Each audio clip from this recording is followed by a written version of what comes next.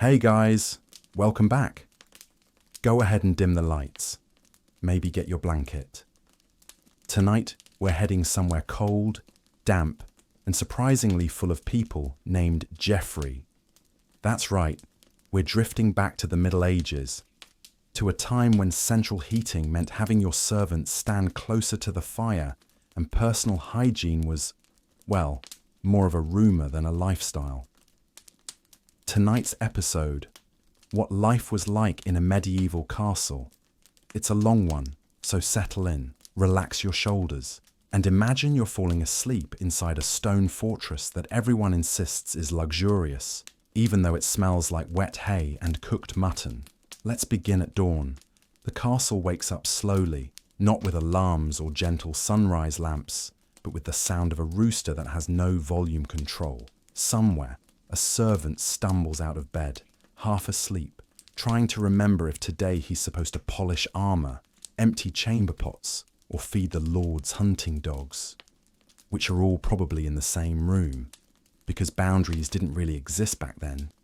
The Lord of the castle, that's our main guy, is technically the boss, but most mornings, he's just another person trying to survive the draft that whistles through those beautiful but utterly pointless arrow-slit windows. He might sleep beside his lady wife, under heavy furs that smell faintly of whatever animal they used to be. The bed itself, probably full of straw, bugs, and regret. But hey, it's better than the floor, where the servants sleep in a pile like discarded laundry. Now you might think living in a castle means constant feasting, knights clanking around, and the distant sound of lutes. In reality, it's quieter, slower, a little boring, which, honestly, makes it perfect for bedtime. Let's start with breakfast. If you're a noble, breakfast might be bread, cheese, and a cup of ale, because yes, everyone drank beer for breakfast. The water was sketchy, and alcohol killed some of the germs. Sort of. If you're a servant, your breakfast was basically the same, just smaller, colder, and with a slightly higher chance of dirt in it. No one's brushing their teeth, no one's washing their hands, and everyone's pretending that's fine. By mid-morning, the castle comes alive. The courtyard fills with people. Blacksmiths hammering metal, children chasing chickens, guards yawning through their patrols. Someone's always yelling at someone else, usually about spilled milk, stolen bread, or a missing pig. The Lord might hold court, which sounds grand but is really just him sitting in a wooden chair while peasants line up to complain. My neighbour stole my goose. He said my field belongs to him. She insulted my goat. You get the idea. It's like a medieval customer service desk, except the manager has a sword and the dress code includes chainmail. And then there's the lady of the castle. She's basically the CEO of the household. While her husband handles wars and taxes, she runs the domestic empire, servants, food stores, clothing, and social reputation. She might spend her day spinning wool, supervising the kitchens, or writing letters in elegant but barely readable handwriting. If she's lucky, she has a window seat, the medieval equivalent of a home office with good lighting. Her main goal? Keep the castle functioning, avoid scandal, and pray her children survive past age 5. Because, yeah, medieval childhood was not ideal. Let's float for a moment to the kitchens, usually the warmest, loudest, and least sanitary part of the castle. The cooks are already at it, throwing together whatever they can find. There's no fridge, obviously, so everything smells slightly suspicious. They cook over open flames, using iron pots that weigh as much as small dogs. Everything's roasted, boiled, or turned into a thick stew, mostly because it's the only way to make old meat less deadly. The smell is a mix of smoke, onions, grease, and mystery. And honestly, if you live in a castle, that's the background scent of your life. Now, the Great Hall. That's the social hub. It's a massive room with long wooden tables, smoky torches, and banners that haven't been washed since the last crusade. Here's where the Lord and Lady host feasts, celebrations, and the occasional "hey, we survived another plague" dinner. But don't imagine a peaceful, candlelit banquet. Medieval feasts were loud, messy, and deeply unhygienic. People ate with their hands, threw bones on the floor, and occasionally got into fistfights over bread. If you were a guest, you'd sit closer to the Lord. Better food, less chance of being hit by a flying chicken leg. If you were lower rank, you sat near the door, where it was cold and smelled faintly of dogs. Speaking of dogs, castles had a lot of them. Hunting dogs, guard dogs, lap dogs. They wandered everywhere, sometimes right across the dining tables. It was considered normal, even charming. And of course, all those dogs needed feeding, which meant more food scraps, more smells, and more servants running around trying to keep the chaos under control. If you've ever been to a noisy family dinner, now imagine that. But everyone's wearing wool, and no one's bathed since Easter. Let's drift up to the private chambers. They sound fancy, but privacy was basically a myth in the Middle Ages. Servants came and went constantly, bringing water, clothes, gossip, and more gossip. A noblewoman might be trying to pray or read, while someone's sweeping the floor beside her or sewing in the corner. Personal space just wasn't a thing. At night, the castle quiets down again. Candles flicker. The fires burn low. Somewhere in the distance, an owl hoots and someone snores through a tapestry. The air smells like wax, wood smoke, and humanity. It's cozy in a please don't burn down the castle kind of way. Now, let's talk about hygiene, or the heroic lack of it. Bathing wasn't exactly banned, but it was rare. Water had to be carried, heated, and poured into wooden tubs. So people did it only when absolutely necessary, like before weddings, or after falling in a moat. Instead, they relied on perfumes, herbs, and the power of denial.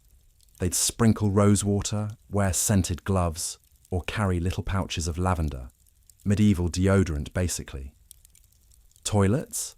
Well, castles had garderobes, little rooms with a hole in the floor, often built over a moat. The waste just drops down. Problem solved. Sort of. In winter, it froze. In summer, it smelled like sin. Let's glide to another corner of castle life. Clothing. Nobles wore layers upon layers of fabric. Linen, wool, velvet if they were rich. Colours showed off your status. The brighter the dye, the wealthier you were. Servants, meanwhile, wore the medieval version of whatever's clean. Everything was hand-sewn. Laundry was a full-day operation involving rivers, soap made of ashes, and a lot of judgment. And since heating was minimal, everyone basically lived wrapped in cloaks. Fashionable, yes. Comfortable? Not really. Now, let's whisper about entertainment, because even medieval nobles got bored.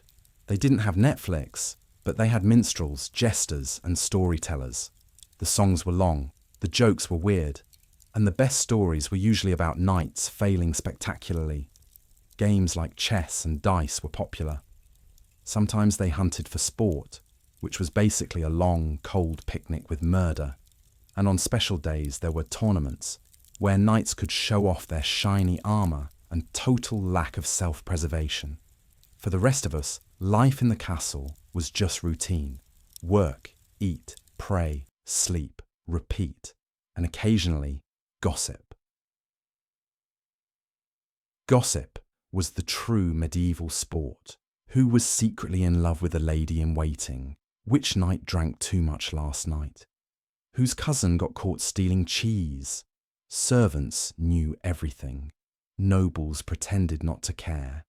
And every scandal spread faster than the next outbreak of the plague. Let's float down again to the stables. The smell hits first, a rich blend of hay, horses, and regret. This is where the real horsepower of the castle lived. Horses were status symbols, carefully groomed, fed, and sometimes treated better than servants. Each one had its own gear, saddles, and stable boys. And yes, there were mice. Lots of mice. The cats were supposed to handle that, but they were too busy being worshipped. The castle wasn't just a home, it was a fortress. Thick walls, towers, gates, moats, all designed to keep enemies out, and occasionally keep the smell in. During attacks, everyone would crowd inside. Peasants, animals, soldiers, chaos.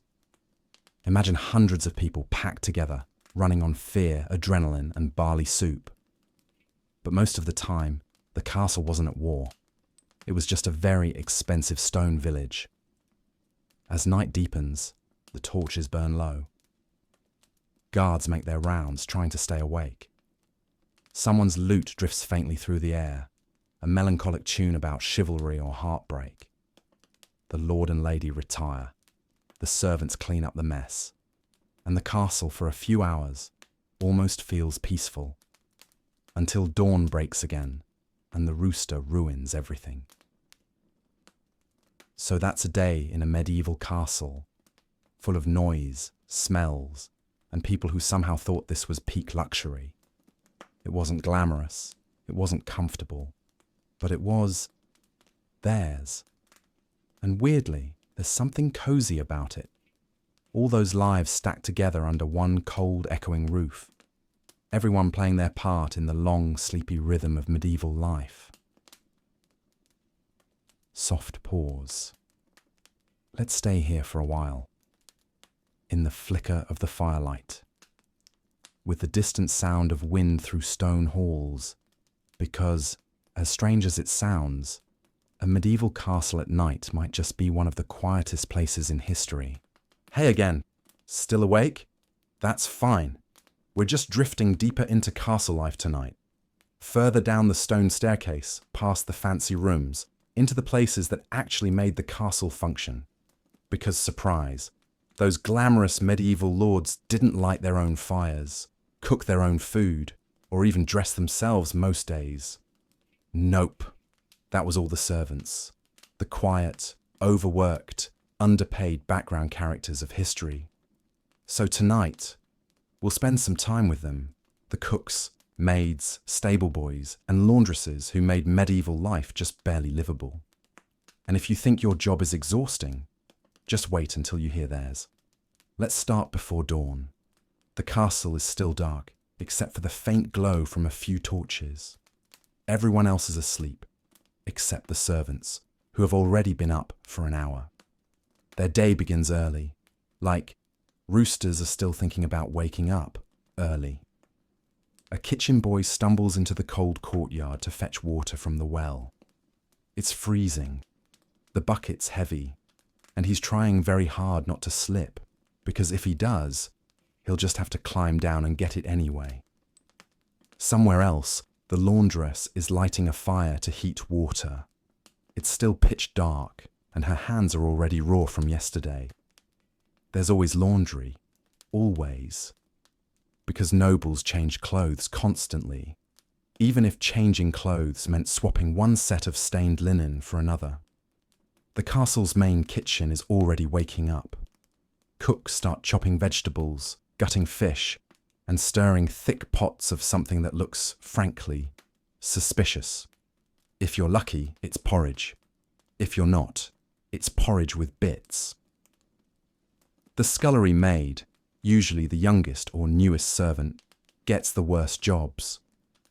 She scrubs pots, hauls water, cleans up spills, and generally gets yelled at by everyone above her. Her hands are cracked, her back aches, and she probably hasn't had breakfast yet. Because here's the thing about castle hierarchy. It existed everywhere, even among servants. There were ranks, duties, and titles, all the way from the lord's personal valet down to the boy who chased chickens out of the kitchen. Everyone knew their place, and stepping out of line, even accidentally, could get you punished, fired, or worse, reassigned to latrine duty. Speaking of which, Let's not skip the groom of the stool. Yes, that was a real job. And yes, it was exactly what it sounds like. In royal courts, one unlucky but trusted servant had to help the king with his bathroom needs. He managed the royal chamber pot, kept it clean, and even recorded notes about the king's, digestive performance. Apparently, it was considered a position of great honor, which says a lot about how weird power dynamics can get. Thankfully, in your average noble castle, things weren't that fancy, but still, someone had to clean out the garderobes, and if you were low on the servant ladder, congratulations, that someone was you. By sunrise, the castle's fully awake. The lord and lady are stirring. That means everyone else must move faster. The chambermaids rush to clean rooms, changing straw in the mattresses, sweeping rushes off the floor, airing out linens that smell like fire and sweat. They open shutters, shake out dust, and try not to breathe too deeply. In the lord's chamber, the personal attendants help him dress. This is a delicate operation. Layers of linen, tunic, hose, and cloak. It takes time and a surprising number of hands. And remember, medieval clothing didn't have zippers. It had ties, buttons, and sheer patience. So imagine trying to get dressed like a puzzle every morning while a servant kneels by your feet waiting for instructions. Breakfast for the servants is simple, usually leftovers from the lord's table or a pot of thin pottage. They eat quickly, sitting on benches or just standing in the corner because there's always something else to do. The castle runs on endless chores, hauling water, sweeping soot, feeding animals, carrying messages, repairing everything that breaks, which in a stone building full of smoke and fire is quite a lot. The blacksmith might be in the courtyard, hammering armour or fixing horseshoes. The stable hands are cleaning stalls, which is just a polite way of saying shoveling manure for 6 hours straight. And if someone important is visiting the castle, oh, good luck. That means double cleaning, double cooking, and triple stress. Most servants lived inside the castle, but not in luxury. They slept in shared rooms, sometimes right in the hallways, wrapped in blankets. Privacy? None. Silence? Rare. Comfort? Laughable. Some slept in the lofts above the kitchen, where it was warm but smoky. Others slept near the stables, with a gentle lullaby of snorting horses.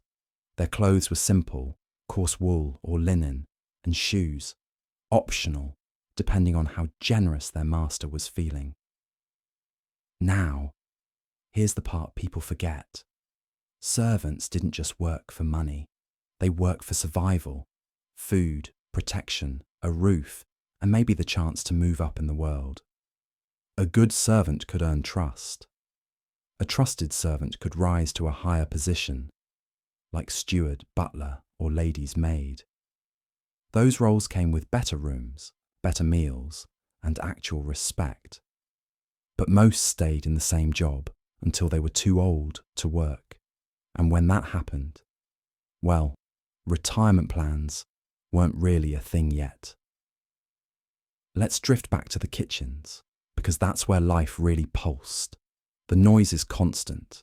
Knives on wood, pots bubbling, fire crackling, people yelling over each other.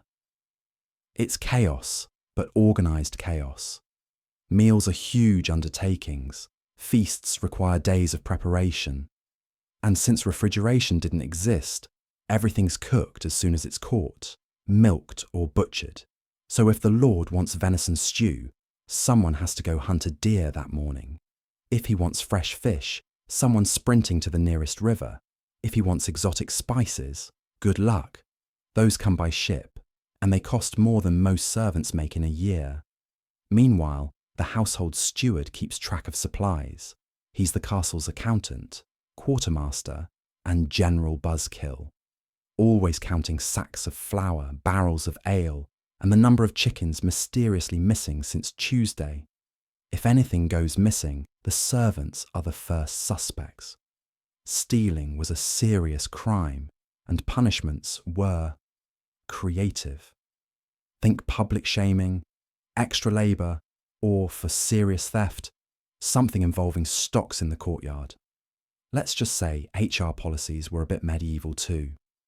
By midday, the castle is buzzing again.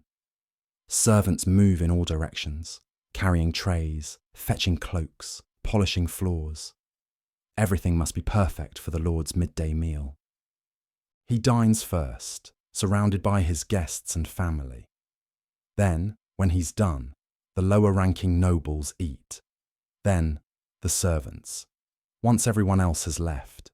It's not exactly fair, but it's the system. The trick is to eat fast before the food goes cold, or before the dogs get it. Afternoons bring more work. The ladies' maids might be mending clothes, brushing hair, or helping her choose embroidery patterns that will take 6 months to finish. Messengers carry letters, guards polish weapons, and the chaplain says prayers no one's really listening to. If repairs are needed, carpenters and masons get to work. The castle is always cracking, leaking, or freezing somewhere. And since everything's made of stone, fixing it takes time and a good dose of patience. Evenings are slightly calmer, unless there's a feast. In that case, chaos resumes. Cooks rush, torches are lit, minstrels tune their instruments. Servants run up and down stairs carrying trays of food, meats, pies, bread, wine. They must move quickly but quietly, never drawing attention, never dropping anything. Because one mistake in front of the Lord could ruin your week or your life. During the feast, servants stand by the walls, waiting for signals. They pour wine, clear bones, refill dishes, and try not to get stepped on by knights who've had too much ale. It's exhausting, but when it's over, they still have to clean up. After midnight, when the nobles finally go to bed, the servants begin their last round, dousing fires, locking doors, scraping wax off tables. The castle falls silent again, except for the echo of footsteps and the faint drip of water somewhere deep inside the walls. Finally, they can rest. If they're lucky, they'll get a few hours of sleep before dawn calls them back. Now, it wasn't all misery. There were small joys, laughter in the kitchen, songs by the hearth, shared gossip about the Lord's latest bad mood. Servants formed tight communities. They lived together, worked together, complained together, and sometimes they fell in love. It wasn't uncommon for a maid and a stable hand to sneak glances across the courtyard or share bread behind the granary. Most of these romances went unnoticed until someone got caught. Then it was usually a quiet dismissal. One servant gone, another replaced. Still, human nature doesn't really change. Even in drafty stone castles, people found ways to care for each other. And here's the strange part. Some servants preferred castle life, because outside the walls, the world was harsh. Villages were poorer, work was seasonal, and famine was always a risk. Inside the castle, at least there was food, however bland, and shelter. Even if it meant a life of endless chores and hierarchy, it was stable, predictable, and for many, that was enough. Let's drift for a moment into the laundry yard, where the night air smells like smoke and soap.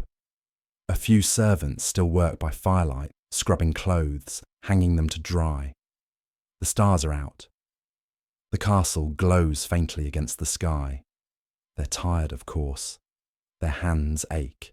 Their backs hurt. But they laugh softly anyway. Because even in exhaustion, there's comfort in routine. Tomorrow, they'll do it all again.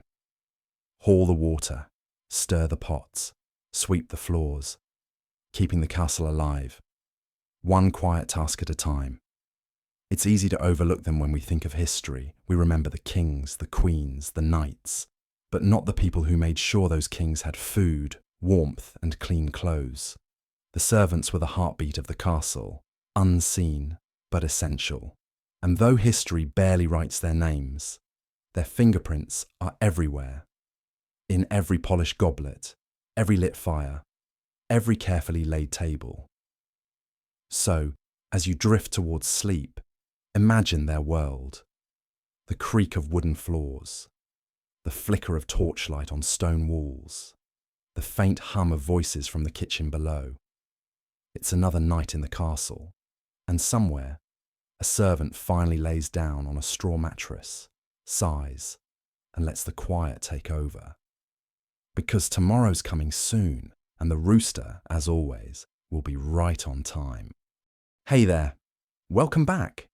You've made it through the cold stone kitchens, the smoky great halls, and the endless chores of medieval servants. So tonight, we're going somewhere slightly warmer, metaphorically, not literally. We're heading to the upper chambers of the castle to see what life was like for the lady of the house. You might imagine silk gowns, gentle music, and endless embroidery in the sunshine. And yes, some of that happened, but mostly, it was responsibility, restraint, and very little freedom, just in nicer fabrics. So settle in, take a deep breath, and let's float back to the world of medieval noblewomen, where your status was high, your sleeves were enormous, and your life wasn't really yours to control. Let's start with mornings. The lady wakes up early, just like everyone else, though not quite as early as the servants.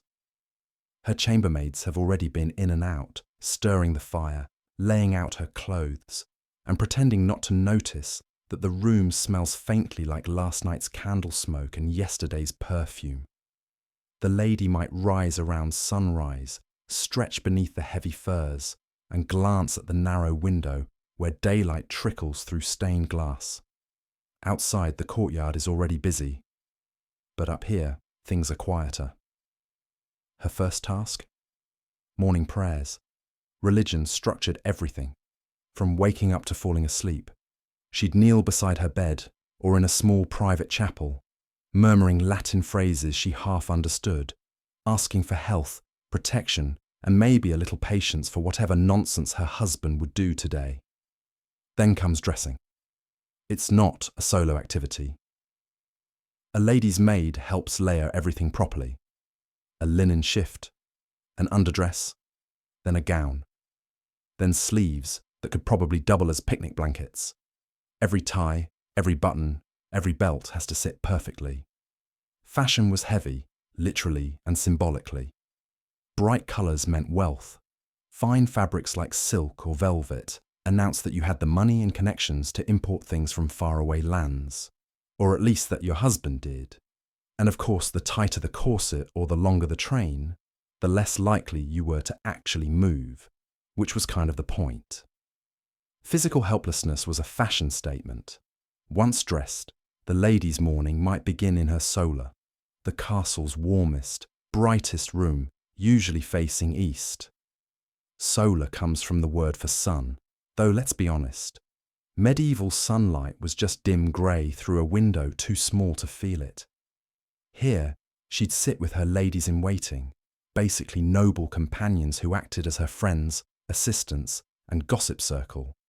They'd chat, embroider, or read aloud from religious texts, sometimes poetry, sometimes letters, sometimes just the latest rumour from court.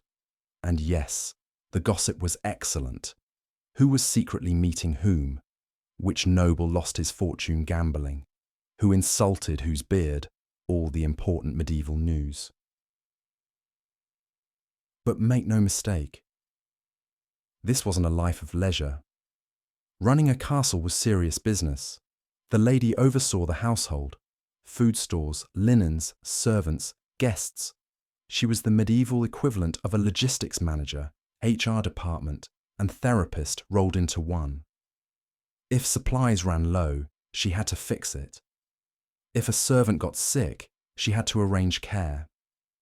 If her husband was away at war, which he usually was, she was in charge of everything. She might even manage the accounts, check the ledgers, or handle disputes between tenants. So yes, behind all that embroidery, there was an actual job happening. Speaking of embroidery, let's talk about it. It wasn't just decoration, it was status, symbolism, and sometimes survival of sanity. Medieval women spent hours stitching. It kept their hands busy and their minds calm. A slow rhythm that filled endless quiet afternoons. Some projects were devotional, embroidered altar cloths or tapestries telling Bible stories. Others were personal, like initials on linens or gifts for family. And a few, especially in royal courts, were massive months-long works that told whole historical narratives in thread. It wasn't mindless. It was meaning woven into fabric, a quiet art form for people who weren't allowed loud ones. By midday, the lady joins her husband, if he's home, for the main meal. Meals were social events, but etiquette was everything. No elbows on the table, no talking while chewing, and definitely no reaching for the salt with your bare fingers. That was practically barbaric. She eats delicately, speaks politely, and smiles just enough to appear graceful. Every action is watched. Every gesture matters. Because in a world obsessed with appearances, a noblewoman's composure was part of her family's reputation. After the meal, things slow down again. The men might go hunting or attend meetings. The lady returns to her solar. There's correspondence to handle, letters to other nobles, relatives, or religious orders. Writing wasn't universal for women, but many noblewomen were educated enough to read and dictate.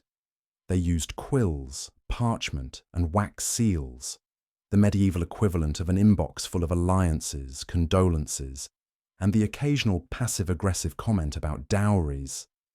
And then there's the children. If she had them, and she usually did, her day revolved around them, even if she didn't actually raise them herself. Noble children were often handed over to wet nurses and governesses. Mothers saw them occasionally, for lessons, meals, or carefully supervised affection. But love was filtered through duty. Children weren't just kids, they were heirs, bargaining chips, and future alliances waiting to be arranged. So, yes, she loved them. But she also knew each one might be sent away to marry a stranger or become a pawn in someone else's politics. It's not exactly the fairy tale castle childhood Disney promised us. Afternoons might bring visits from local tenants, peasants asking for help, forgiveness, or permission. The lady was expected to be compassionate, charitable, and wise. Sometimes she actually was. Sometimes she was just tired. She'd listen, nod, and make decisions. Who got grain? Who got punished? Who got to keep their sheep? It was delicate work, managing a small kingdom of human drama inside a stone wall. If she had spare time, and sometimes she did, she might play music, the lute, the harp, maybe even sing softly. Music filled the long silences of castle life. It was entertainment, prayer, and emotional outlet all at once. Imagine a quiet solar, pale winter light, the scent of beeswax, the soft pluck of strings echoing against stone. It's calm, lonely, and oddly peaceful.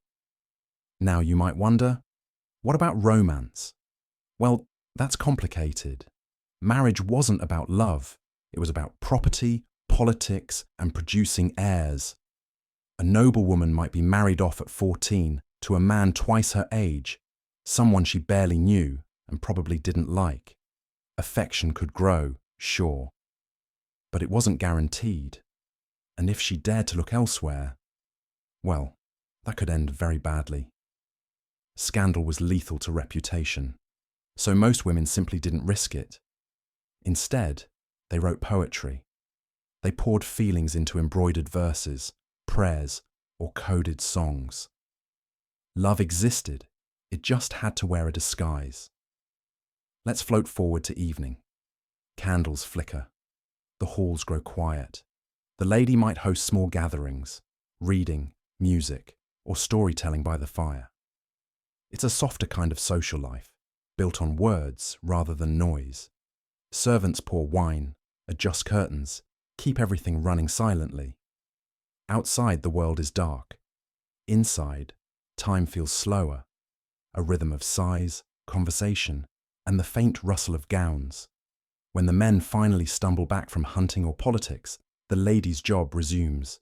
Smile, listen, look composed. Pretend the day wasn't long. Pretend the marriage is fine. It's diplomacy disguised as domesticity. Night in the castle isn't peaceful. It's drafty, creaky, and full of distant noises. The wind moans through corridors. Someone's always coughing somewhere. Dogs bark. Guards shift. The lady retreats to her chamber, undresses with help, and finally lies down. If her husband joins her, that's part of the duty too. Producing heirs was literally part of the job description. She stares at the ceiling, listens to the fire crackle, and prays again. For safety, for patience, for tomorrow to be kinder. Despite it all, some medieval women wielded quiet power. They advised their husbands, influenced decisions, and sometimes even ruled in their absence. Names like Eleanor of Aquitaine or Matilda of Tuscany. Women who turned limited power into something formidable. But most noble ladies lived quietly, forgotten by history. Their strength unrecorded because it wasn't loud. It was the strength of endurance, of keeping order, keeping faith, keeping everyone else's world stable while theirs stayed confined. And here's the bittersweet truth. For many of them, the castle was both palace and prison. Luxury wrapped around restriction, silk and solitude, comfort and control. They had everything and almost no freedom at all. But within those limits, they found small rebellions, choosing their own fabrics, supporting artists, teaching their daughters to read, writing letters that history would never expect them to write. Quiet acts that whispered, "I am still here." So, as the castle drifts into sleep again, the lady's candle burns low. The servants are done for the day, the fires fade, and in the silence, you can almost hear her heartbeat, steady, tired, human. She isn't the heroine of legend. She isn't the villain either. She's just someone who lived, loved, managed, and endured in a world built for everyone but her. So tonight, as you drift off, imagine her sitting by the window, hands folded, eyes soft, listening to the same wind that brushed those stone walls centuries ago. Because in the grand echo of medieval history, the women inside those castles were the quiet rhythm that kept everything alive. Hey again, if you're still here, congratulations. That means you've officially survived knights, noble ladies, and several centuries of questionable hygiene. Tonight we're going deeper inside the castle, into its warm, smoky, noisy heart. The Great Hall, a place of banquets, celebrations, and political awkwardness disguised as dinner. If medieval castles had an Instagram page, this is where every photo would be taken. Long tables, flickering torches, and a suspicious amount of roasted animals. So get cozy, because tonight we're not fighting battles or weaving tapestries. We're sitting down to dinner, medieval style. Setting the scene, picture this. You walk into a massive stone room. The air is thick with wood smoke, meat grease, and candle wax. It's loud, not chaotic, just the constant murmur of voices, dogs barking, cups clinking. Tapestries hang on the walls to keep out the draft, though they don't really succeed. The floor is straw-covered, partly for insulation, partly for soaking up whatever gets dropped, spilled, or worse. And yes, that's exactly as gross as it sounds. At one end of the hall is a raised platform, the dais, where the lord and lady sit like mildly bored royalty. Everyone else? Lower down, on long wooden benches, This was the medieval version of VIP seating. You didn't need a wristband, just social hierarchy. The preparation feast didn't just happen. They were logistical nightmares powered by servants, cooks, and way too many animals. The castle kitchen was usually a separate building, partly to reduce fire risk, partly because the smell of boiling meat could end friendships. Dozens of people worked there. Cooks, scullions, spitboys, brewers, bakers, and sometimes even professional pie artists. Yes, pie artists. Medieval people took their crust architecture seriously. Food was carried in through covered passages to avoid drafts and rats. Everything had to arrive hot, plated, and vaguely edible, an impossible goal, but points for effort. Feast etiquette, a game of survival. When you sat at the table, etiquette mattered, not because people were refined, but because it kept things from turning into chaos. Napkins weren't a thing yet. Most people wiped their hands on the tablecloth, their sleeves, or, if you were feeling especially fancy, a slice of bread. Forks? Forget it. They existed, but using one was considered pretentious, almost sinful. God gave you fingers. Why insult him with metal prongs? Each pair of diners shared a trencher, a flat piece of stale bread that doubled as a plate. By the end of the meal, it was soaked with sauce, grease, and wine. You could eat it, feed it to the dogs, or, if you were generous, give it to the poor, who probably wished you hadn't. There were rules, of course. Don't lick your knife. Don't dunk food in the communal salt. Don't reach across the table. And under no circumstances should you wipe your nose on the tablecloth, though this one was frequently ignored. The menu. If you think medieval food was all bland porridge and sadness, think again.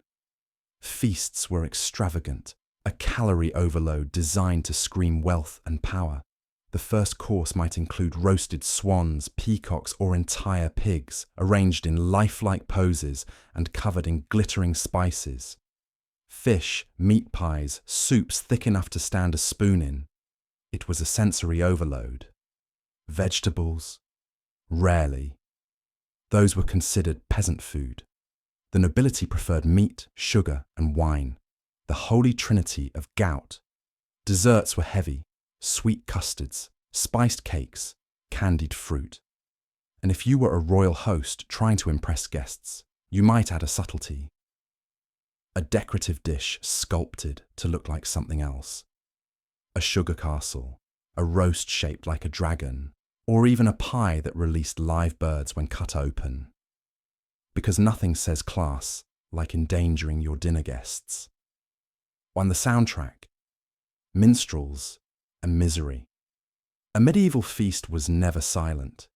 Music floated through the air, lutes, flutes, harps, and occasionally someone banging on a drum like it owed them money. Minstrels sang ballads of chivalry, love, and war. Troubadours told stories of heroes who probably didn't exist, and jesters tried bravely to make nobles laugh without getting executed for it. But don't imagine a calm dinner concert. This was a din. People shouting, dogs barking, servants rushing, wine spilling. The Great Hall was less fine dining and more Friday night at a medieval tavern with better lighting. The drinks and why everyone was tipsy. Water wasn't safe. Everyone knew it, so the medieval solution was simple: drink alcohol for every meal. Beer and ale were staples. Even children drank them, low in alcohol, but still technically booze. Wine was imported, expensive, and usually mixed with spices or honey to hide its questionable flavour.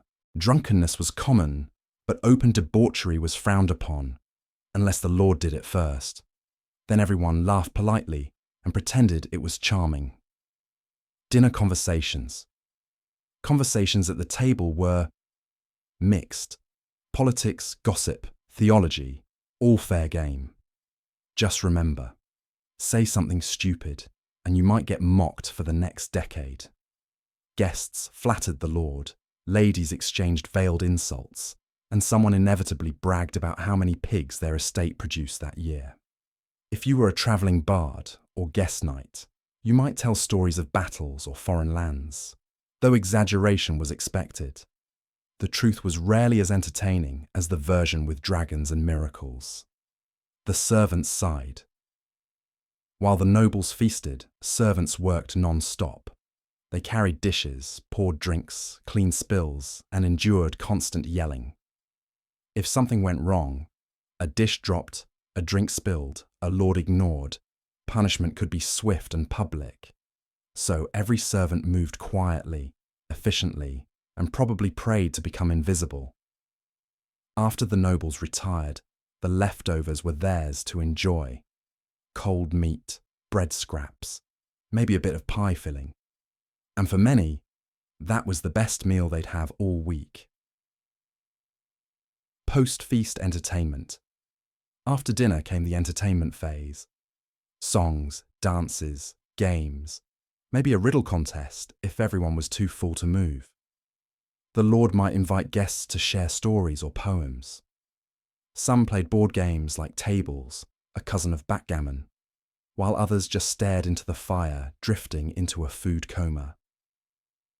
On special occasions, weddings, Christmas, coronations, there might be more elaborate events, masks, mock battles, or entire plays. These could go on for hours, sometimes days. And if you're thinking, that sounds exhausting, yes, it absolutely was. Feasting as politics feasts weren't just parties. They were performances. Every dish, every seat, every toast was loaded with meaning. Who sat where showed rank. Who carved the meat showed favour. Even the order of dishes could signal importance. Inviting someone to your table could make them an ally. Failing to invite them could start a feud. So, every bite was diplomacy.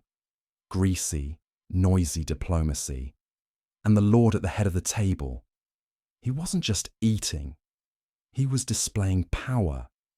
In a world where image meant everything, nothing said I'm in charge, like personally owning enough meat to feed a village.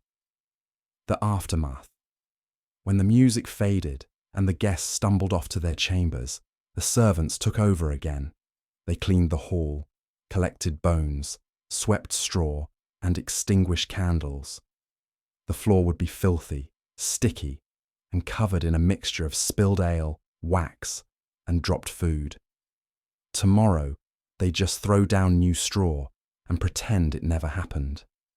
Because in a castle, the Great Hall wasn't just for parties. It was also a courtroom, dining room, and sometimes even a dormitory. It was the centre of castle life, for better or worse. The morning after, imagine waking up in that same hall. The fire's gone out, the air's cold.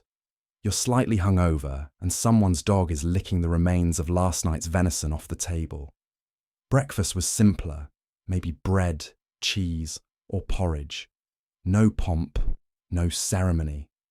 Just people quietly regretting their life choices and pretending to pray. The Lord might hold court soon, hearing disputes, settling arguments, or making decrees while his servants tried to air out the room. It was the medieval version of Monday morning at the office, but with more armour and fewer HR departments. A glimpse of humanity. For all its grandeur, the Great Hall wasn't glamorous. It was smoky, sweaty, alive, a place where nobles pretended to be divine, while behaving like everyone else, eating too much, drinking too much, and quietly judging each other. And yet, there's something oddly human about it. The laughter, the mess, the stubborn joy of celebration in a world that was often bleak. Maybe that's why these feasts mattered so much. They were moments of warmth in cold stone castles. Proof that even in the Middle Ages, people still needed comfort, noise, and community, even if it came with questionable table manners. So, As you drift deeper into the sound of the crackling fire, imagine the last candle burning low, the hall silent except for the soft breathing of servants asleep in corners. The echoes of laughter fade, the banners flutter gently in the draught, and somewhere in the distance, a rooster reminds everyone that morning comes too soon. Hey there again. If you've made it this far, you've already survived the cold stone walls, the endless feasts, and the slow rhythm of medieval nights. Now, let's go deeper. Not into the towers or the royal chambers, but down the stairways, through narrow corridors, into the world most lords never bothered to look at. The world of the servants, the heartbeat of every castle. Unseen, unheard, yet without them, the entire place would collapse into silence and filth. So, get comfortable.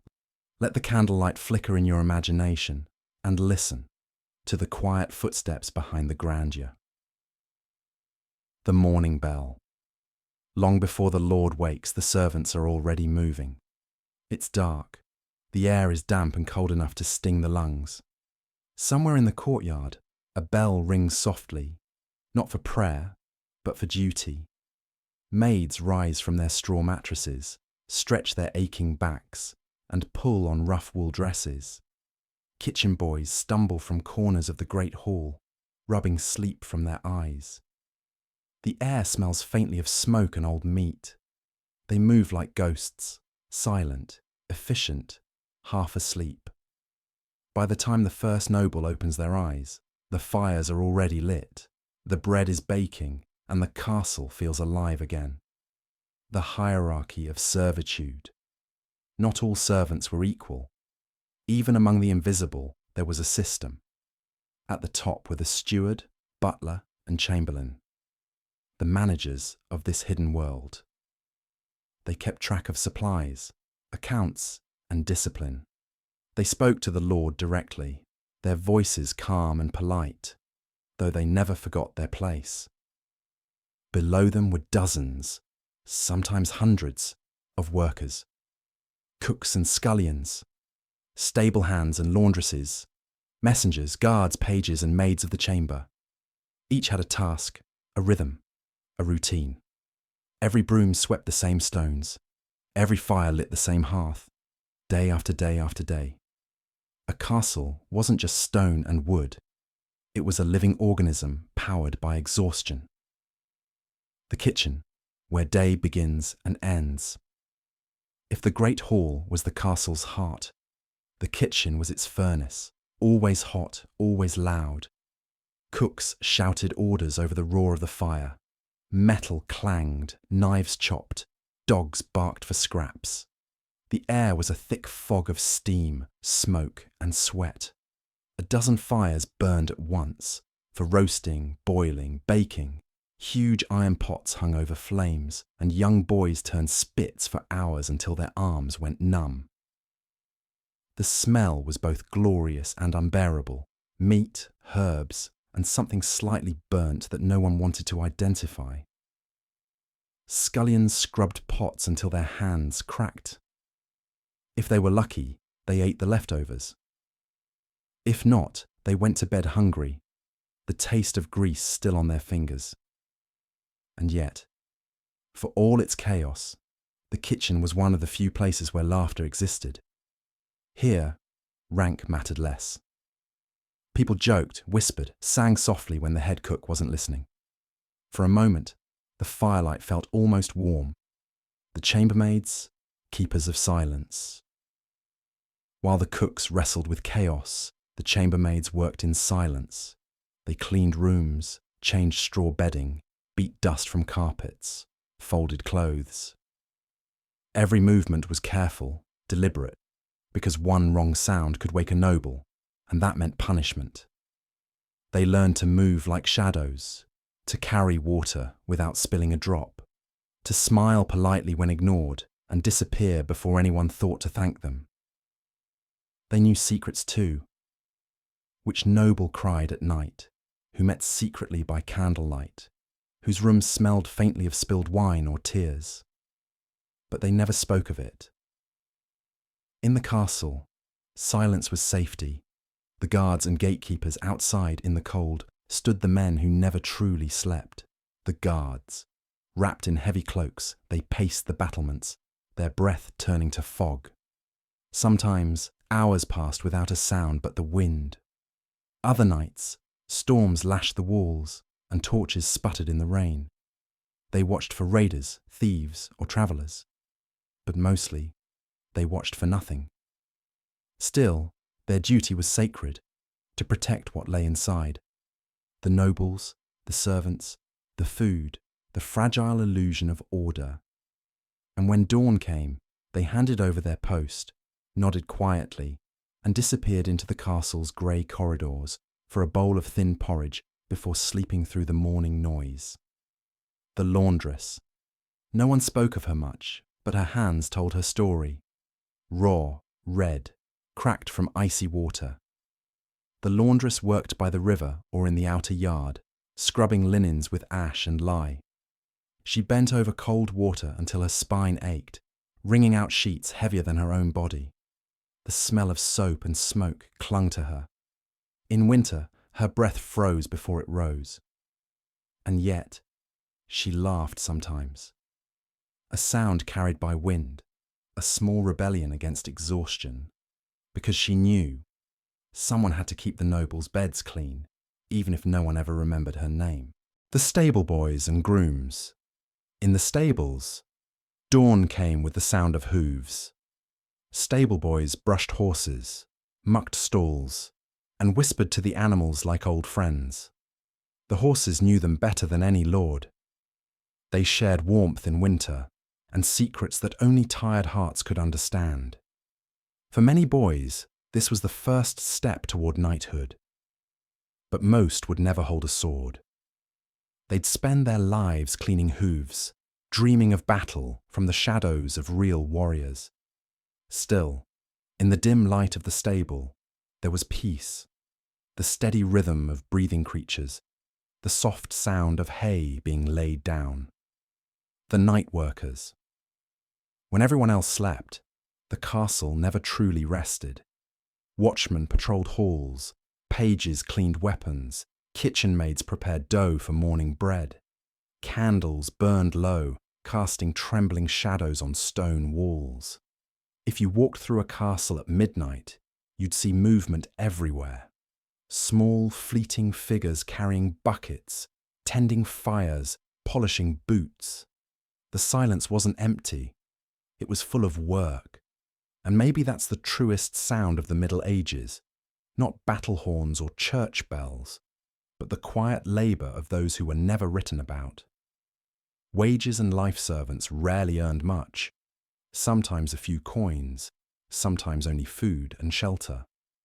But money wasn't everything. A castle, for all its hardships, was stability in a world of famine and war. Some servants rose in rank. A clever page might become a knight, a loyal maid might marry a steward. But most stayed where they began, growing older, slower, until their hands could no longer lift, their backs could no longer bend. And then, quietly, they were replaced. The human heart, beneath the hierarchy. Despite the rules and the labour, there were moments, fleeting, fragile, that made life bearable. A kind word from a cook, a shared loaf of bread by the fire, a song hummed softly in the laundry yard. They found small joys in survival, in doing their work well, in being part of something bigger than themselves. For every noble who dined in candlelight, there were 50 tired hands that made that moment possible. And though history rarely names them, their fingerprints are everywhere. On every wall, every table, every thread of tapestry. When the castle sleeps. At last the fires dim. The last guards yawn and shift their spears. In the kitchens, embers glow faintly red. The servants find corners, benches, straw beds, anywhere they can rest their heads. Their bodies ache. Their dreams smell faintly of smoke and bread. In their sleep, they dream not of gold or glory, but of morning warmth, of a day without shouting, of a world where their names might be remembered. And so, the castle rests again. From the outside, it looks peaceful, a quiet fortress beneath the moon. But inside, the invisible hands that built and cleaned and carried finally drift into the same silence they always maintained. They are the pulse of the medieval world, the soft, steady heartbeat beneath the noise of kings and battles. Without them, the castle is just stone. With them, it breathes. Hey again, traveller. It's late. Again.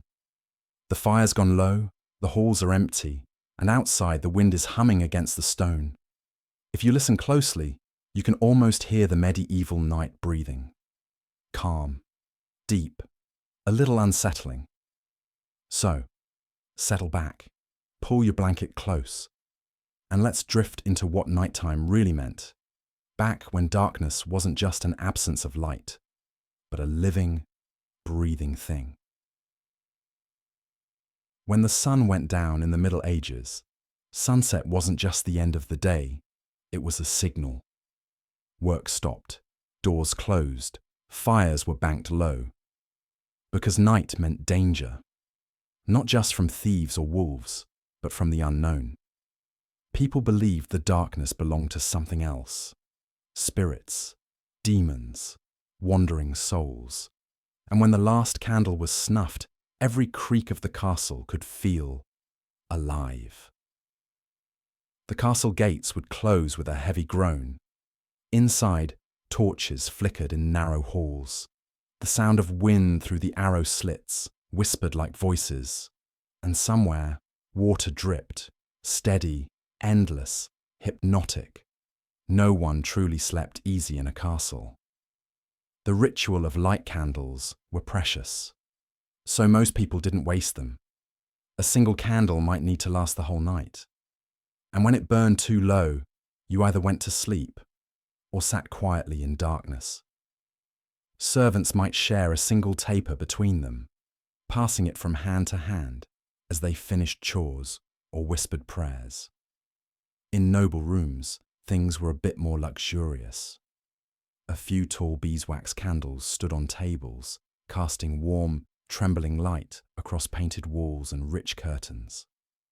Still, even in those fine chambers, shadows ruled. The flame didn't chase away the dark. It only reminded people how much of it there was. The strange business of sleeping people in the Middle Ages didn't sleep the way we do. They didn't expect one long stretch of 8 hours. Instead, they practiced what historians call segmented sleep. First, they went to bed around sunset, wrapped in rough linen sheets or under furs, often in shared beds. Yes, even nobles. They'd sleep for a few hours. That was called the first sleep. Then they'd wake up sometime around midnight. And for an hour or two, they'd lie there, half awake, talking softly, praying, thinking. Or, well, doing what couples often did when everyone else was asleep. Then came the second sleep. A few more hours until dawn began to creep in through the shutters.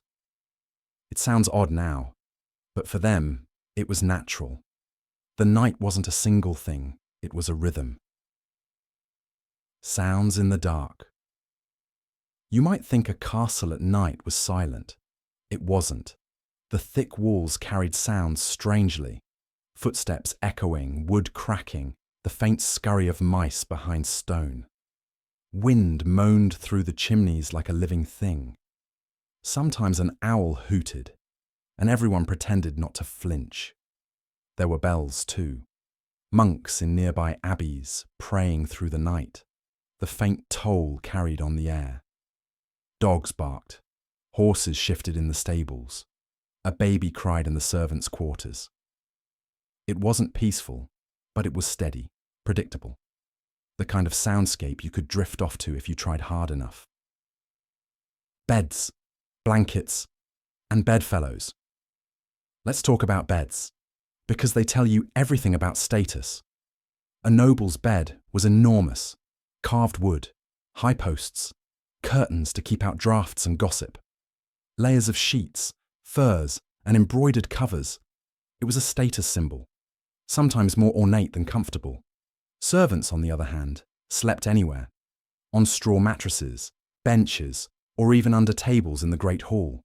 A few lucky ones shared small lofts above kitchens, where it stayed warm. Privacy wasn't really a thing. Most people slept near others, family, co-workers, animals. It was less personal space, more mutual warmth. And honestly, in a freezing castle, that probably felt less awkward than it sounds. Fire. The only comfort. The fireplace was everything. Without it, the castle was an icebox. Even with thick stone walls, heat disappeared fast. So people slept as close to the fire as they dared, sometimes leaving it to smoulder through the night. The glow of embers was a kind of comfort, a quiet heartbeat against the darkness. If you woke up at 2 a.m., you might just stare at the coals, watching them fade from orange to ash. And if the fire died out completely, you pulled your cloak tighter and prayed for dawn. Midnight thoughts. The period between first and second sleep was strange, almost sacred. People thought dreams could blend with reality during those hours. It was said that the veil between worlds thinned at midnight, and sometimes souls wandered freely. So people used the time to think, to pray, to reflect. Monks even built prayers around this rhythm, waking at midnight for matins, the night office. Ordinary people might whisper their own quiet thoughts to the dark. Sometimes entire households stirred gently, a servant checking the fire, a guard changing watch, a mother nursing her baby. It was peaceful in its own eerie way, a soft collective half-consciousness under one roof. Dreams and nightmares. Dreams mattered deeply in medieval life. They weren't seen as random. They were messages. Maybe from God, maybe from the devil, maybe from that one weird cheese you ate at dinner. Dream books circulated, guides that claimed to interpret symbols. Dreaming of water meant love, dreaming of teeth meant death, dreaming of climbing meant ambition. People shared their dreams in the morning like gossip, a strange kind of communal therapy before coffee existed. But nightmares, those were feared. They called them night hags or mare rides. People believed demons sat on your chest while you slept, pressing the air out of your lungs. So they'd hang protective charms by the bed, crosses, herbs, little carved figures, all to keep the dark things away. Because the night wasn't empty, it was crowded. The castle at midnight. Imagine walking through a castle at 1 a.m. The torches are low, the air smells of wax and smoke, and every sound feels louder than it should. You pass the great hall, a few servants snoring near the hearth, a half-eaten loaf of bread left on a table. In the upper chambers, a noble turns in their sleep, dreaming of wars they'll never fight themselves. In the courtyard, snow drifts quietly over frozen barrels. The moonlight makes the stone glow pale and ghost-like. Somewhere a cat darts across the shadows. You realise, for all the grandeur, this place is just another home full of humans trying to make it through the night. The hours before dawn. Eventually, the black fades into blue. Someone stirs. A bell rings. The first servant rises, yawning, already reaching for the firewood. The castle begins to breathe again, slowly, reluctantly. Roosters crow in the yard. A guard stretches his arms, grateful he made it through the shift. Somewhere upstairs, a noble mumbles for water. And just like that, night slips away, leaving behind dreams half remembered, candles half burnt, and another layer of quiet history no one ever wrote down. Dawn in the castle. By the time sunlight touches the towers, everything looks deceptively peaceful. The courtyard stirs, The kitchen fires roar to life. The noise of daytime drowns out the ghosts of the night. No one talks about what they dreamed. No one mentions the strange shadows they thought they saw. They just go on, as they always did. Work, eat, pray, repeat. And when the sun dips again, they'll do it all over. The same rhythm, the same dark, the same flickering light of candles holding back eternity. In the end, that might be the most human thing about the Middle Ages. Not the wars, not the crowns, but the quiet, universal need to rest. So as the last candle burns down in our little imaginary castle, take a deep breath. The night was long. It always is. And somehow they all made it through, one dream at a time. It's early morning again. The castle's kitchens wake before the sun. Somewhere deep below the great hall, where the air is always warm and smells faintly of smoke, the first embers of the day are being coaxed back to life. The cooks are already awake. They move slowly, not because they are lazy, but because everything takes time here. Bread must rise beside the fire. Ale must be stirred in heavy wooden barrels. And the great pots, blackened by years of soot, must be filled, even if no feast is planned. A typical day's food is simple. Brown bread, made from barley or rye, not white flour. That was too fine, too precious. A little cheese, maybe some salted pork if the stores were good that week. And always a cup of ale, not strong ale, just weak enough to drink all day, because the water was never to be trusted. But this was for the ordinary days. Sometimes the castle came alive with noise, the day of a feast. Feasts could last hours, sometimes days. The great hall would glow with candlelight, tapestries shimmering like painted dreams. The smell of roasting meat, deer, boar, even swan, drifted through every stone corridor. Trays of pastries spiced with cinnamon or honey gleamed like treasure. But before any guest ate, there were rituals. The lord and lady sat high at the dais, watching the line of servers approach. Each dish was carried slowly, announced like a gift.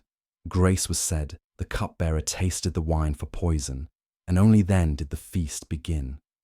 And the music began too, slow, gentle, almost lost beneath the murmur of conversation. A lute, a harp, sometimes a low hum of voices singing tales of old kings or saints. People often imagine the Middle Ages as hungry times, and they were. But inside the castle walls, food was as much a performance as a need. It was power on a plate. To offer meat in winter meant wealth. To waste bread meant luxury. Yet even in the castle, famine was a quiet shadow. One poor harvest, one long siege, one spoiled barrel, and the menu would shrink. Bread would darken, stew would thin. Servants might be sent to forage for roots or nettles. And still, life continued. The cook stirred. The fires burned low. The hall slept between banquets, its benches empty, its echoes soft. There was beauty in this routine, in the sound of knives being sharpened, in the sigh of boiling pots, in the quiet dignity of hunger and satisfaction, both accepted as part of life. As night fell, the kitchen would cool again. The last loaves would be covered in cloth. The dogs would lick the bones clean. And above, in the great hall, the Lord's cup would rest beside a single candle. The feast finished, the air heavy with warmth and silence. That was the medieval diet. Not glamorous, not constant, but steady, practical, and somehow comforting. The kind of life that hummed softly, like the fire that never quite went out. Let's take a slow walk now, outside the great hall, down the worn stone steps, out into the open courtyard, where the chill of morning still lingers, and the air smells faintly of wet hay and smoke. A medieval castle wasn't just a home. It was a statement. It said, "We can survive what's coming." And what was usually coming was trouble. The world outside the walls was uncertain.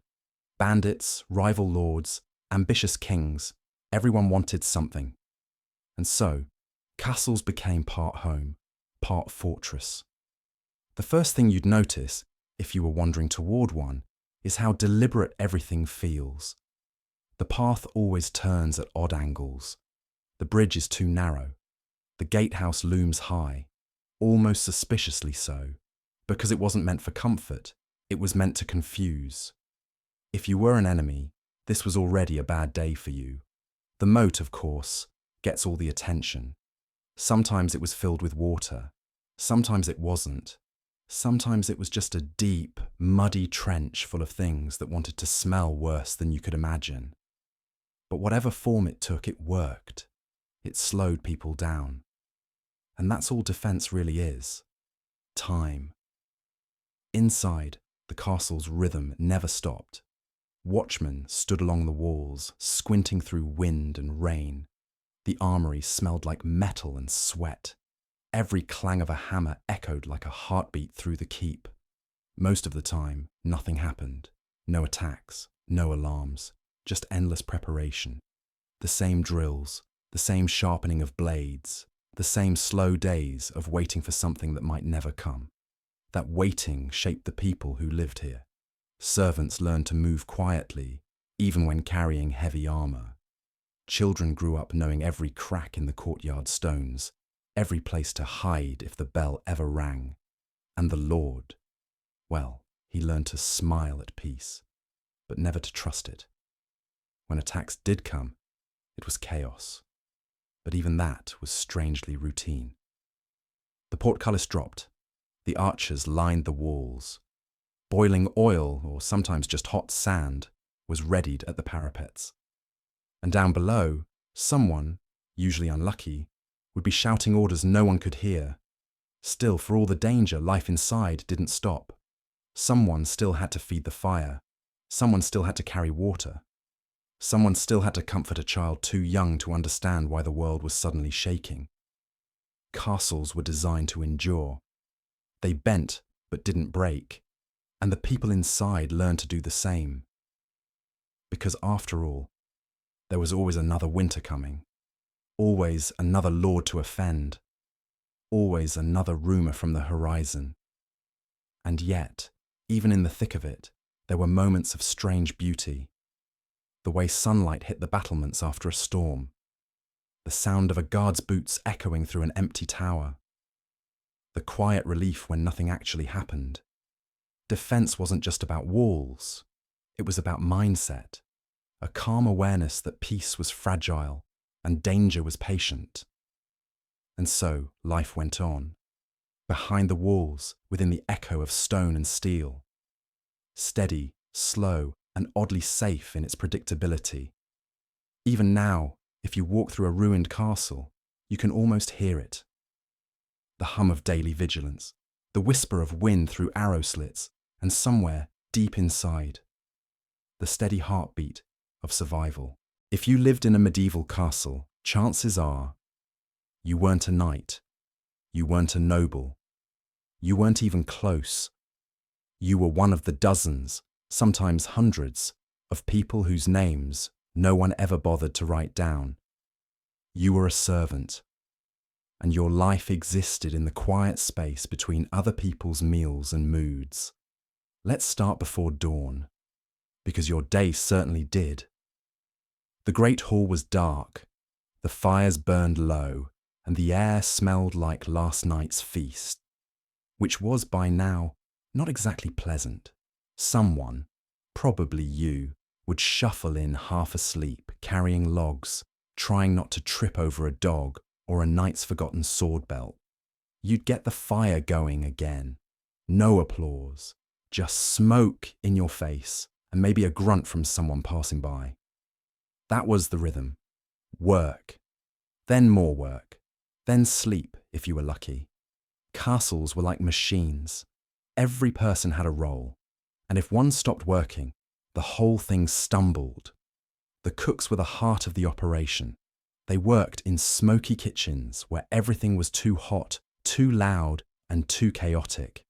If you think modern kitchens are stressful, imagine trying to roast a whole boar without burning down a stone building. The servants who worked the laundry had it worse. Laundry wasn't a cheerful basin with soap bubbles. It was buckets of freezing water, rough cloth, and lye that burned your skin. And after all that, you hung clothes over smoky fires that made them smell permanently medieval. Then there were the cleaners. Every noble liked clean floors and polished tables, but castles were full of mud, dogs, soot, and people who didn't believe much in bathing. So yes, cleaning was a full-time, thankless art form. And then, somewhere above all this chaos, there were the chambermaids. They cleaned and dressed the noble family. They prepared baths that were rarely used and fetched perfumes meant to cover, well, reality. Every servant learned the same skill: invisibility. If you were noticed, something had probably gone wrong. If the Lord frowned, it was probably your fault. If the food was cold, the sheets wrinkled, the floor creaked, also your fault. But even in that rigid, exhausting life, there were small joys.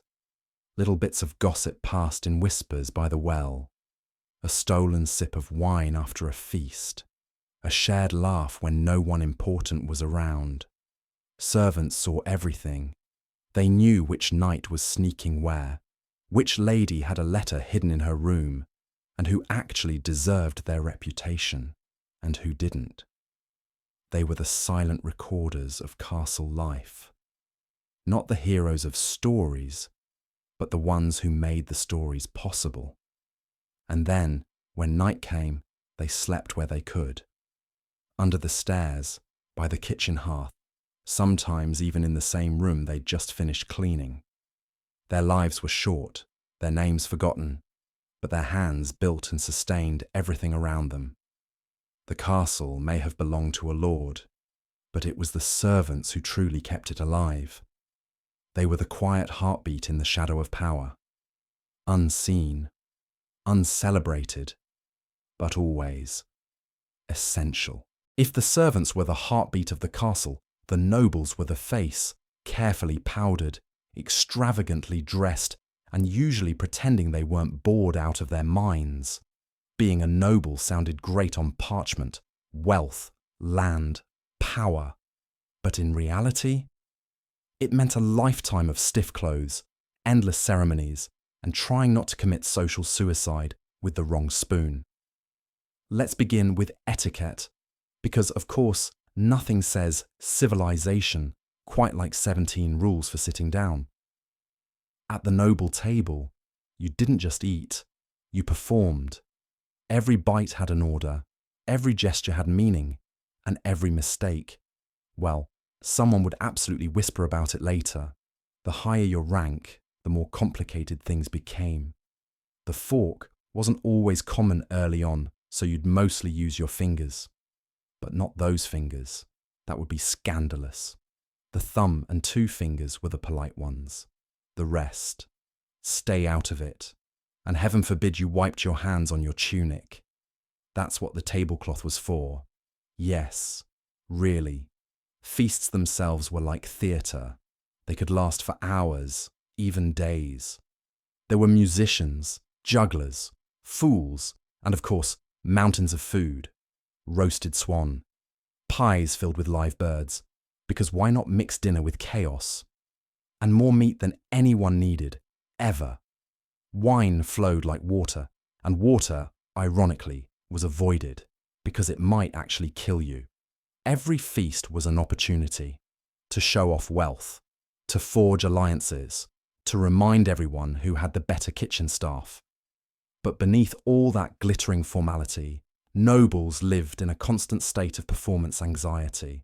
Every move was watched, every word recorded in someone's memory. A misplaced comment could offend the wrong lord.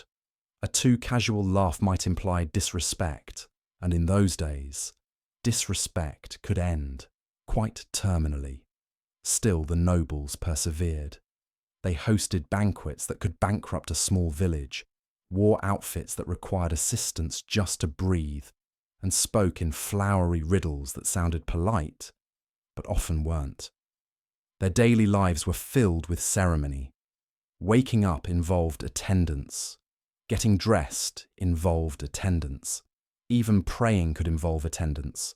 Privacy wasn't a thing. Even the royal bedchamber was often full of people. Because nothing says romance like a room full of onlookers pretending not to stare. But to be fair, not every noble was shallow or cruel. Some genuinely tried to be kind, even just within the limits of their role. They donated to churches, held feasts for the poor, though of course they made sure everyone knew about it afterward. They were trapped in their own system, expected to look grand, act perfect, and never, ever appear ordinary. And so, life became a slow, glittering prison of silk and silverware. Their joy came from small moments, a dance under torchlight, a poem that made someone blush, a letter sealed with more emotion than honesty. For all their riches, nobles lived under constant pressure to impress, to obey, to uphold names that had been carved into history long before they were born. It was exhausting, but it was the only life they knew. And so they smiled through banquets, pretending the roasted peacock wasn't cold, pretending the music wasn't grating, pretending they were free, because in a castle, no one really was. Not the servant in the cellar, not the lady in silk, not even the lord at the high table. Just layers of performance stacked beneath a crown that never seemed to sit comfortably on anyone's head. Let's be honest, being born royal sounded wonderful, but only if you survived long enough to enjoy it. Medieval royal children lived in a world of luxury and pressure. They had silk sheets, golden rattles, and a lifetime of expectations before they could even walk. If you were born into a royal family, your birth wasn't private. It was a political event. Doctors, priests, courtiers, everyone had to be there to confirm the baby was legitimate and preferably male. The mother's comfort was a low priority. Once you were born, congratulations, you were now property of the crown. Your parents might visit, but you'd mostly be raised by a rotating staff of wet nurses, tutors, and servants. Real affection was rare. Protocol came first. After all, the child wasn't just a person. They were a future alliance, a treaty waiting to be signed, a chess piece that occasionally cried. For royal sons, life began with tutors and ended with duty. They learned Latin before they could speak properly, and etiquette before empathy. For royal daughters, life was even smaller. They were trained to sit, smile, embroider, and, most importantly, marry well. Usually before they could fully understand what marry meant. But all that careful grooming didn't protect them from reality. Disease didn't care about crowns. Medieval nurseries were breeding grounds for illness. Even the tiniest infection could spiral into tragedy. Royal doctors, armed with herbs, leeches, and confidence, did their best, which, statistically speaking, wasn't great. It wasn't uncommon for a family to lose several children before adulthood, and when one did survive, the pressure on that fragile little heir became immense. Some were spoiled beyond reason, others terrified into perfection. Take Henry VI of England, shy, anxious, and far too gentle for a world that rewarded cruelty. Or Charles II of Spain, the final product of too many generations of royal inbreeding. A man whose jaw couldn't close properly and whose body seemed to be at war with itself. He was, quite literally, the face of genetic exhaustion. Royal children were raised with toys and tutors, but no freedom. Every gesture was corrected. Every word was measured. Even their friends were pre-approved. It's no wonder so many grew up eccentric, paranoid, or, let's say, emotionally unbalanced. Because imagine growing up in a castle where everyone bowed to you, but no one actually liked you. The few glimpses of real childhood were small and fleeting, sneaking into the kitchen for sweets, watching Knight's train from a window, playing in hidden corners before someone found you and reminded you who you were. And if you were unlucky enough to be a spare heir, well, your life was even more awkward. You existed purely as insurance. If your older sibling lived, you'd spend your life in their shadow. If they died, suddenly everyone became very interested in your health. There was no winning. As they grew, the lessons got sharper. Politics, languages, dance, diplomacy, and, above all, restraint. A royal child wasn't allowed to be too loud, too honest, or too human, because the crown didn't fit humans well. And so, one by one, they became the kind of adults history loves to misunderstand. Vain, strange, or tragic. When really, they were just children who never got to grow up properly. And in the quiet halls of their castles, you can almost still hear them. The echoes of tiny footsteps, the distant laughter that never quite reached freedom, the ghost of what childhood could have been. Because for royal children, the nursery was just the first gilded cage. The castle sleeps. The great hall is dark, the long tables cleared. Ashes glow faintly in the hearth, and the scent of smoke lingers in the air. Somewhere, a single candle still flickers.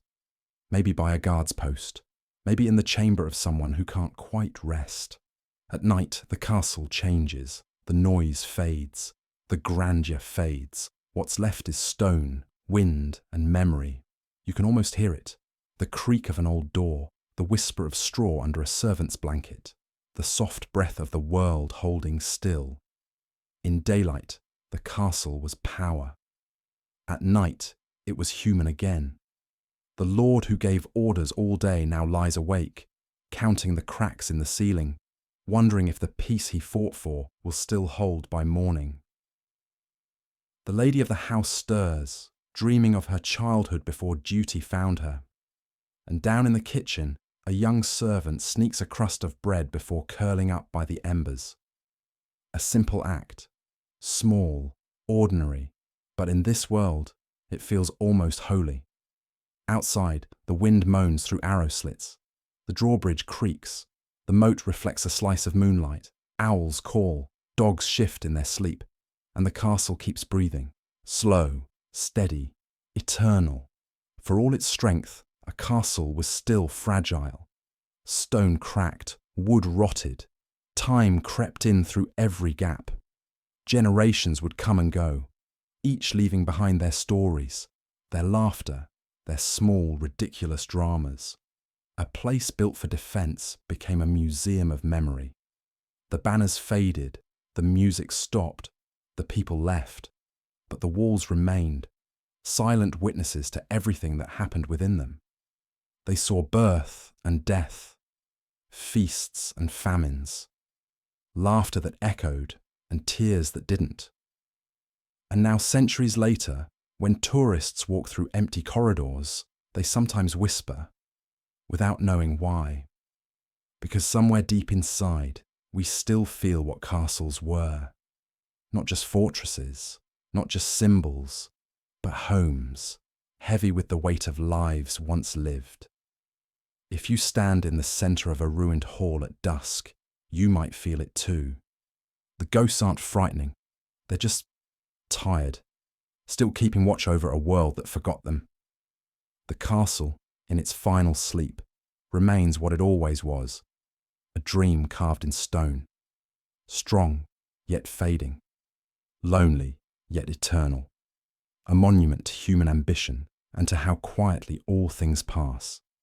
So as the last candle burns down and the night folds over these ancient walls, let's leave it there, in the silence between centuries. Thank you for wandering these halls tonight. You can rest now too. The castle is asleep, and so should you be.